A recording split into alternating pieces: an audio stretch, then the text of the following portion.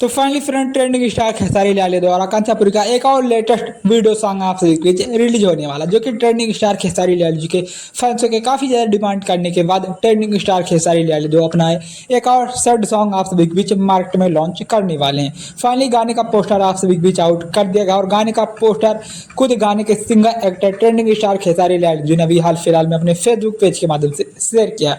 गाने का poster share करते वक्त ऊपर एक शानदार कैप्शन डाला है। कैप्शन में लिखा है उन्होंने, बदनाम यूट्यूब चैनल से बदनाम तारा से आ रहा बद देखब जा अपना प्यार दुलार देव जा। ठीक है, यानी कि गाने का टाइटल है बदनाम तारा से। जी हाँ फ्रेंड्स, और गाने को ट्रेंडिंग स्टार खेसारी लाल जी ने अपने सिंगल आवाज में गाया है, यानी कि ये गाना सोलो सॉन्ग होने वाला है, डुएट सॉन्ग नहीं होने वाला है। बात करें गाने के लिरिक्स की, तो गाने का लिरिक्स और गाने का कंपोज दोनों ही रोहित सिंह ने किया है और गाने में संगीत यानी कि म्यूजिक भी रोहित सिंह ने ही किया है, यानी कि तीनों रोहित सिंह का ही है।